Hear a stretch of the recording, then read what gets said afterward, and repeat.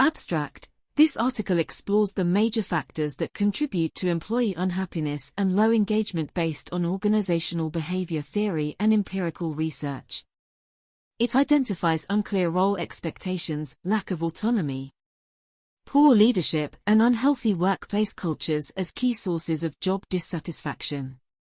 Research shows only 30% of workers worldwide feel engaged in their jobs, indicating widespread unhappiness comes at a cost to both individual well-being and organizational performance. The article outlines specific strategies organizations can implement to address each issue, such as providing detailed job descriptions, setting clear performance goals, empowering employees with control and input, developing effective leadership skills, and fostering a positive values-driven culture. Additional considerations like workload concerns, growth opportunities, recognition programs, and coworker relations are also discussed. By understanding why jobs so often fail to inspire and implementing targeted improvement initiatives, leaders can systematically transform work into a fulfilling experience that maximizes employee potential and engagement. This enhances organizational competitiveness by differentiating companies as employers of choice. Employment should be energizing and fulfilling, providing purpose and motivating individuals to achieve their personal best. However, for many workers today, the opposite is true. Their jobs are draining, stressful, and unfulfilling. Gallup studies have found that only 30% of employees worldwide are engaged and enthusiastic about their work. Gallup 2017. This widespread unhappiness at work comes at a cost to both individual well-being and organizational performance. Today we will explore the major factors that research shows contribute to employee unhappiness and low engagement, drawing from organizational behavior theory and empirical studies. Key sources of misery like unclear expectations, lack of autonomy, poor leadership, and unhealthy workplace cultures will be explored. Practical strategies and examples will then be proposed for how organizations can address these issues to boost productivity, morale, and worker well-being.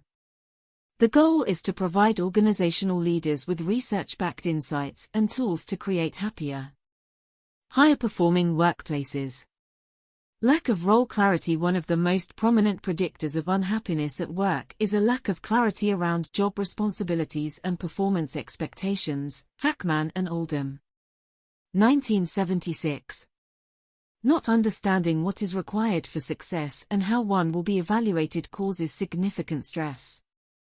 Employees struggle to stay on task without clear guidelines and worry constantly about under or overperforming without transparent goals. Morgeson and Humphrey, 2006. Providing job descriptions and goal setting to establish role clarity. Organizations must thoughtfully define each job role through a written job description. Descriptions should outline core responsibilities, required qualifications, reporting structures, and key performance metrics.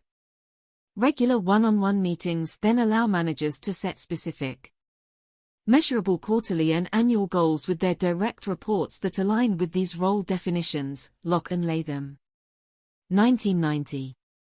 For example, at Intuit, job descriptions are very detailed and specific goals and OKRs, objectives and key results, are set collaboratively during check-ins to ensure employees understand expectations. This limits ambiguity. Lack of autonomy and control. Another major driver of workplace misery is feeling like one has little control or autonomy in how they do their job. Hackman and Oldham, 1976. Micromanagement, rigid processes, and lack of input into decisions breed helplessness, apathy, and disengagement. Research shows autonomy dramatically improves motivation, performance, and satisfaction. Deci and Ryan, 1985. Empowering employees through responsibility and input to foster autonomy. Managers must decentralize control and empower employees. For instance, at companies like GitHub and Buffer, team members are given significant responsibility and control over their work and the tools, technology they use. Managers focus on coaching versus command and control. Companies also implement practices like self-managing teams where groups have autonomy to structure their own workflows and make operational decisions. Dennison et al. 2004. Additionally, involving staff in strategic planning and new initiative discussions gives them ownership and input. Improving buy-in and dedication to outcomes. Toxic leadership. Poor leadership has consistently been cited as a core driver of employee unhappiness across multiple research studies. Kellaway et al. 2012. Schyness and Schilling, 2013. Toxic behaviors like micromanagement, lack of support, abusive treatment, and unfairness undermine motivation and well-being.